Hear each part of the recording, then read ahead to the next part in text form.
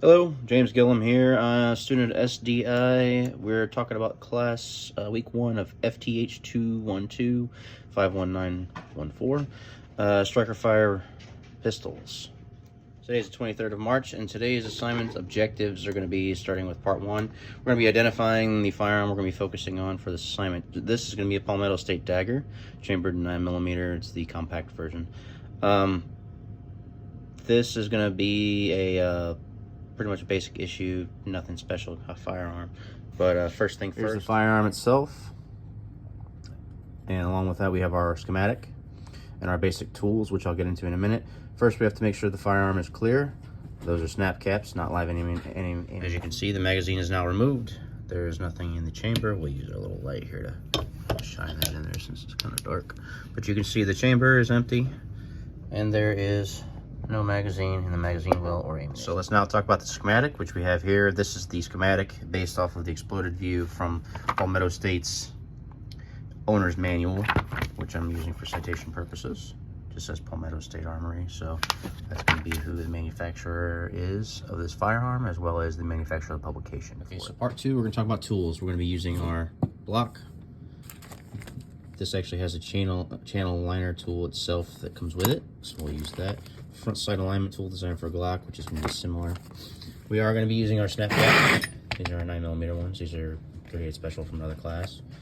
We also have a go-no gauge, punch set, needle nose pliers, flashlight like we mentioned earlier for the bore, screwdriver kit, and of course, non-marring hammer.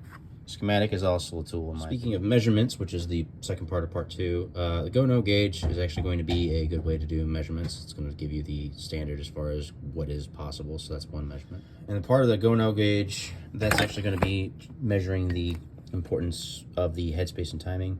So that's more or less going to be if the rounds are going to chamber correctly. It's important because if not, you can cause either damage to the firearm and or yourself if the rounds aren't seated properly. When it comes to extra finesse, you can see there's all these very small pins that are involved here in this firearm. And I think that's going to be one of the largest parts that are going to have a lot of finesse required. And also when you look inside, you can see there's a lot of small parts, firing pin and everything else. All these things are very gentle pieces that require finesse. I think those are going to be important. Fortunately, I believe we've covered all the tools that we were requiring, and I think I have everything here, whether it be from SDI directly or from my own personal source. So it's one thing. I have like 5 toolboxes laying around, no problems there, so we shouldn't have any issues. When it comes to the portions that should be, I'm worried about having difficulties or having especially difficult, this little spring right here, number 14, which is going to be the trigger spring, and some of the other smaller fire control pieces are definitely stuff that kind of give me concern, but I think we'll be able to get through them. Same thing when it's to be said about things that are easily lost. I mean, you have this little tiny sight screw here. You have your striker block screws and plunger here. That trigger spring we discussed. I mean, all of these guys are very small, so I actually have a magnetic mat that I'm going to be using to help kind of mitigate these problems. You know, number 18 here as well, your little front sight screw. These little guys are super tiny. When it comes to the components amount of this firearm, it's actually got a lot of little tiny pieces in there.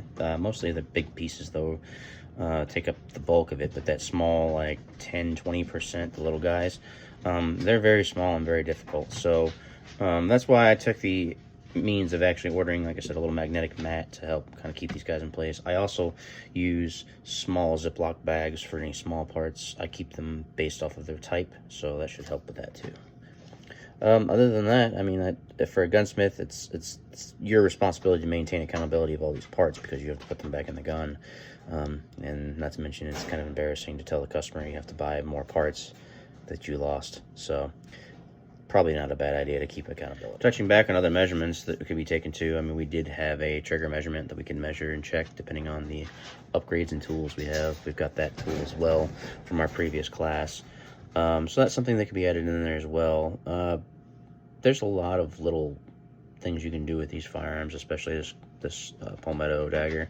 You can even, bore light, that could be considered a measurement depending on what you want to go with. But overall, trigger engagement and things like that effect are going to be pretty important factors. You want to make sure the overall health of the firearm, safety engagement as well.